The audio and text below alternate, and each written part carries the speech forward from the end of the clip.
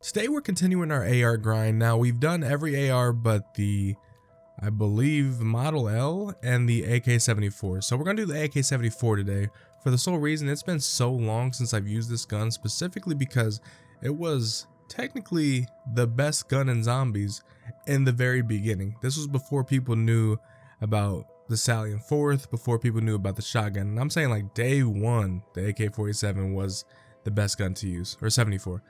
It did change, and I don't think it's been, I mean, you got the XM4 that's technically better. You have the Crig C that's definitely better. I mean, the Crig C is probably, since it's DLC, the best AR in the game, but the AK-74 is still there. Now we're playing on Terminus today solely because I wanted to do a different, just a different map. It's been pretty much Citadel and the occasional, I think we played Terminus one other time for one of these. But other than that, like, it's just been Citadel for the most part. And I don't have nothing against Citadel. It's just when you only play that map the entire time, it kind of, I don't want to get bored, you know, because that is still my favorite map. But I just want to play something a little different, switch it up, even for content's sake, you know. Been having damn near the same thumbnail kind of in the background because I'm always in the same spot when I get Nebula, so I want to do something different. But yeah, I remember day one. I mean, if you really go back to Easter egg tutorials way back before like everyone was doing the in-depth ones and actually like having kind of the ones that everyone used nowadays, you would see that everyone like was using the AK-47 or the 74, and it was kind of crazy to see how it changed because yeah, this was technically the GOAT of the meta at the moment, and then it just disappeared, which I mean, I don't blame it. You can't really compete with the Salient Fourth and ASG. It's impossible.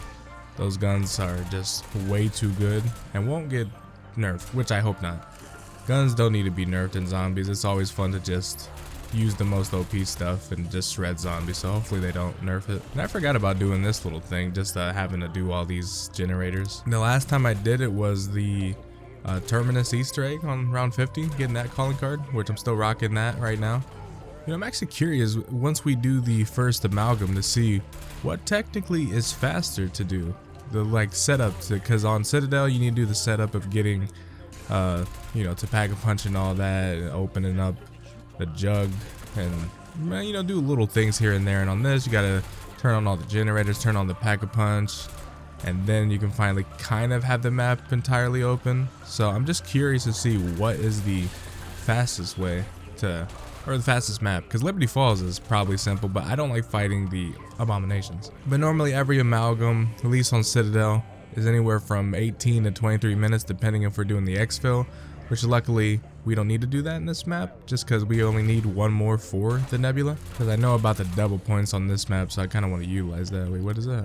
Oh, I thought that was double points. I was gonna be like, damn, back to back. But yeah, it's still funny to think about the original like Easter egg guides that I was following when the map first came out and I was jotting down all the steps and all that, was literally about the AK-47 and using that to do the Easter egg because it's like one of the best guns.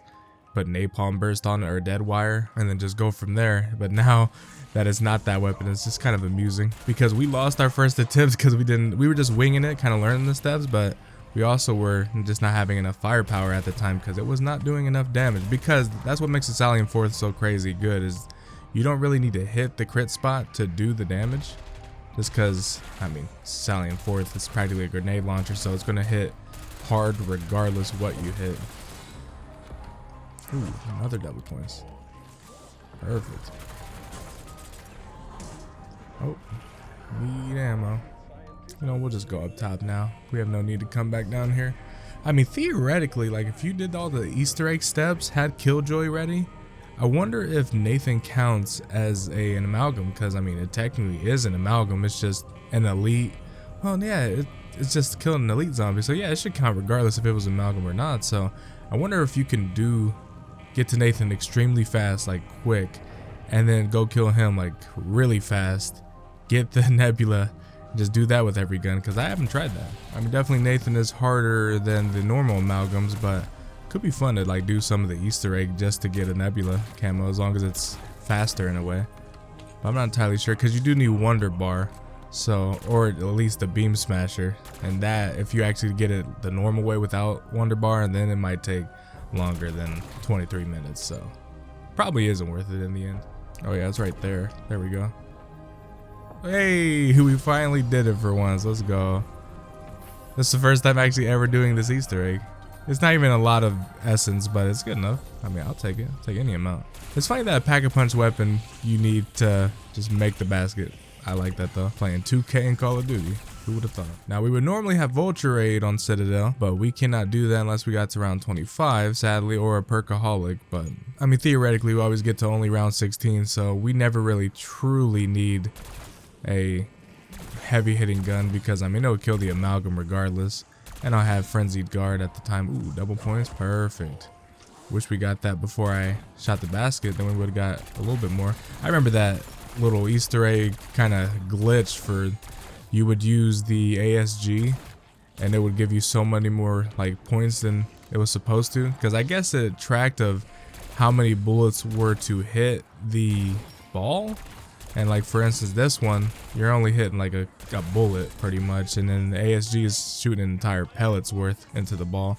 So it was like just giving you a shit ton of points. I think 64,000 is what I've seen some people get, but they ended up patching that because Treyarch loves patching all the cool stuff that everyone likes. Ooh, a mangler. Let me go ahead and see. Oh yeah, I put a rapid fire on this, so I gotta get used to the recoil because it was either recoil springs or rapid fire, and I'm like, might as well just try rapid fire out. Doesn't need it, but I kind of like having it. It's not like any guns actually has recoil that's hard to control. It's Call of Duty at the end of the day. They kind of took away the skill gap once it went to these next gen games. The only skill gap I could say is in the game is the movement part, but at the end of the day, if you got a good aim with your gun and all that and good game sense, you don't need any movement, or almost you don't even really need gun skill considering it just, I mean, it's not that hard. In fact, we won't even buy a 3-plate this game because that would require to go all the way down, but we'll get this 2-plate. I believe it's only 14,000.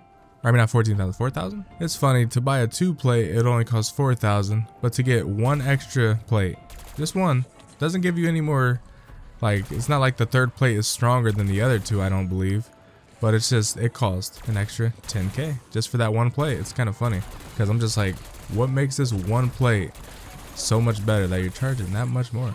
Because I don't think it mitigates more damage for the first plate. I think it breaks at the exact same rate as the other ones.